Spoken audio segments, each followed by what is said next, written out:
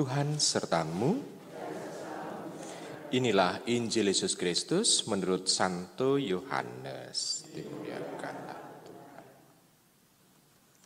Pada waktu itu Yesus berangkat ke seberang Danau Galilea, yaitu Danau Tiberias. Orang banyak berbondong-bondong mengikuti dia, karena mereka melihat mukjizat-mukjizat penyembuhan yang diadakannya terhadap orang-orang sakit. Yesus naik ke atas gunung dan duduk di situ dengan murid-muridnya. Ketika itu Paskah, hari raya orang Yahudi, sudah dekat. Ketika Yesus memandang sekelilingnya dan melihat bahwa orang banyak berbondong-bondong datang kepadanya, berkatalah ia kepada Filipus, "Di manakah kita akan membeli roti sehingga mereka ini dapat makan?" Hal itu dikatakannya untuk mencobai dia, sebab ia sendiri tahu apa yang hendak dilakukannya. Jawab Filipus kepadanya, "Roti seharga 200 dinar tidak akan cukup untuk mereka ini, sekalipun masing-masing mendapat sepotong kecil saja."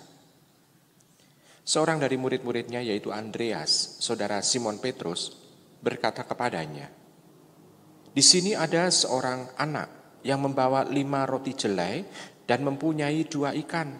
Tetapi apalah artinya itu untuk orang sebanyak ini?" Kata Yesus, "Suruhlah orang-orang itu duduk.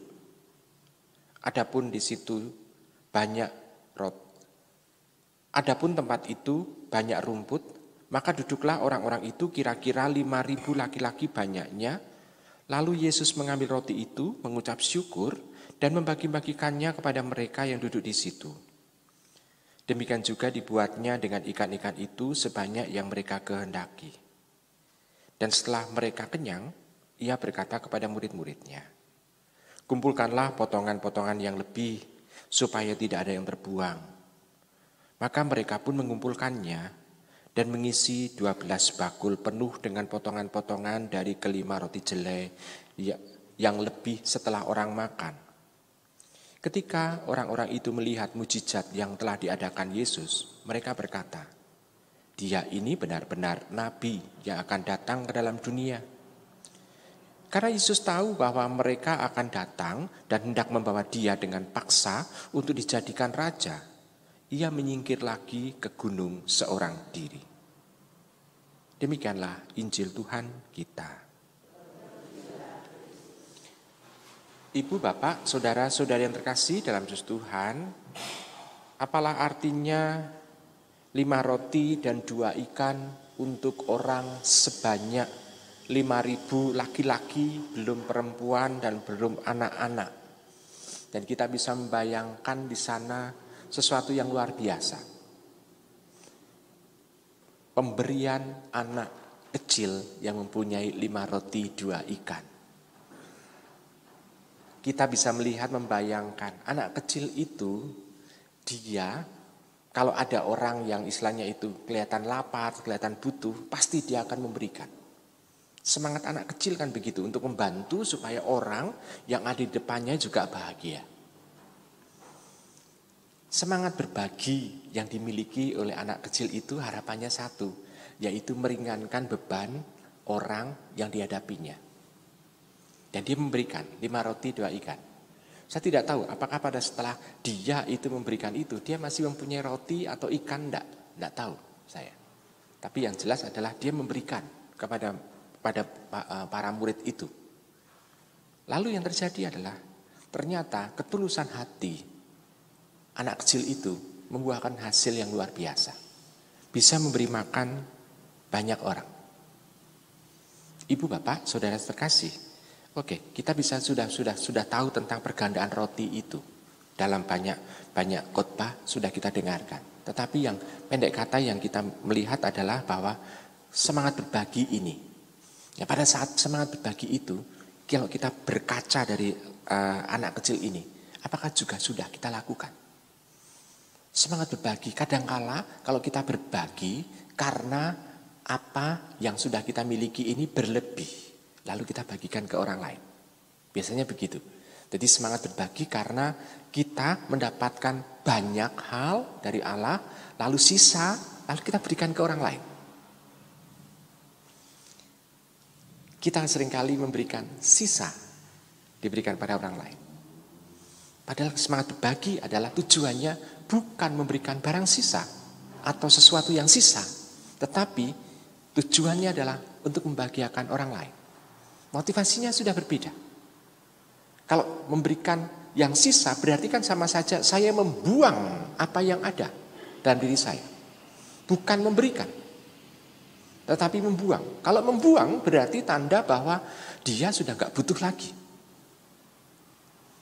Kalau memberikan, di sini kita bisa melihat saya masih butuh sebetulnya.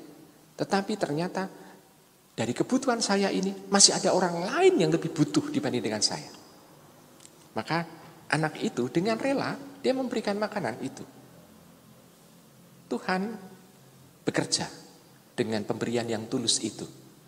Yakni kesempurnaan untuk memperlengkapi orang yang membutuhkan itu sampai berlimpah. Bahkan yang ada adalah sisa dari pemberian itu masih ada, bahkan sisanya lebih banyak. Kita bayangkan sisanya itu ada 12 bakul. Dengan 5 roti, 2 ikan, tapi sisanya 12 bakul. Walaupun tidak digambarkan bakulnya seberapa. Tetapi yang jelas adalah banyak dan berlimpah. Ya, Ibu Bapak, Saudara terkasih. Apakah kita juga kalau kita membantu orang yang membutuhkan, apakah ada juga pikiran seperti itu? Bahwa ketulusan yang kita miliki, ya, hati yang kita miliki dengan tulus untuk memberi, membantu orang lain itu, nanti akan dilengkapi oleh Tuhan. Jadi Tuhan itu hanya menyempurnakannya seolah-olah. Jadi ada finishing touch gitu ya. Finishing touch-nya apa? Mujizat itu. Yakni apa? Membuat orang itu bahagia. Walaupun yang kita berikan sedikit, tetapi ternyata sungguh sangat malati itu. Sungguh sangat memberikan berkat bagi orang itu dan Tuhan menyempurnakannya dengan kebahagiaan, kelimpahan, berkat melimpah untuk orang yang kita bantu. Nah, Ibu Bapak, Saudara yang terkasih dalam Yesus Tuhan, maka kita bisa melihat bahwa semangat berbagi ini yang membuahkan hasil yang melimpah itu harus dimiliki oleh setiap orang pengikutnya. Kenapa? Karena ini juga mau menandakan bahwa Tuhan itu sungguh sebetulnya berkarya di dalam diri kita. Melalui ketulusan-ketulusan hati setiap orang. Dan ketulusan hati setiap orang ini menyempurnakan apa yang kita lakukan. Bukan apa yang kita niatkan. Kalau orang ini berniat saja, oh saya mempunyai niat seperti ini. Dan kita tidak melakukannya, ya hanya selesai sebagai niat. Tetapi wujudnya nol, belum tentu. Ambil contoh saja Ibu Bapak dan saudara-saudari terkasih.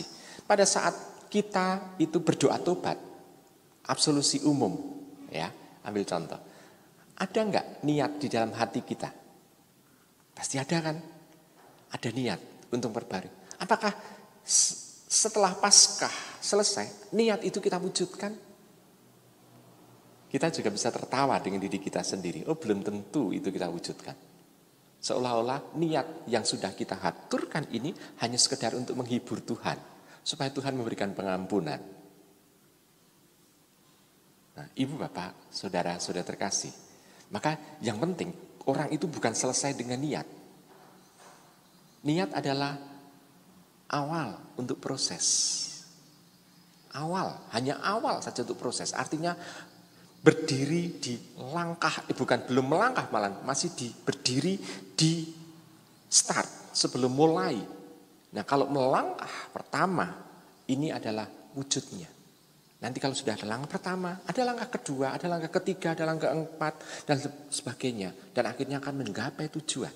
Nah, tujuan kita dalam memberi ini adalah sebetulnya dengan berbagi adalah start, awal. Supaya kita bisa bertindak, berbuat kasih yang paripurna. Jadi kita seringkali kan ngomong soal kasih. Tapi start awalnya apa? Start awalnya adalah berbagi. Yang kita berikan apa? Hati. Maka kalau yang kita berikan itu bukan, memang wujudnya adalah barang atau makanan, tetapi sebetulnya yang kita berikan adalah ketulusan hati kita kepada orang. Nah, inilah yang nantinya Tuhan akan menyempurnakan. Membuat orang yang kita bantu bahagia Dan kita pun juga gembira dan bahagia karena berani berbagi. Kelimpahannya apa? Dari sisa pemberian itu, para murid membawa. Masing-masing murid, kalau itu kita hitung rasulnya itu ada 12. Masing-masing rasul itu membawa sebakul. Padahal yang diberikan adalah sedikit, sejimpit mungkin. Tapi dia membawa hasil yang luar biasa. Nah, ibu bapak, saudara-saudara terkasih, Tuhan Yesus mengajari kepada kita. Apakah kita juga mau untuk memberikan apa yang kita miliki kepada orang yang membutuhkan? Semangat berbagi akan berbuah sesuatu yang melimpah. Kalau kita bisa memberikan berkat kepada orang lain dan kita sendiri menjadi berkat kepada orang lain, kita mendapatkan berkat yang melimpah dari Allah pula. Selamat merenungkan.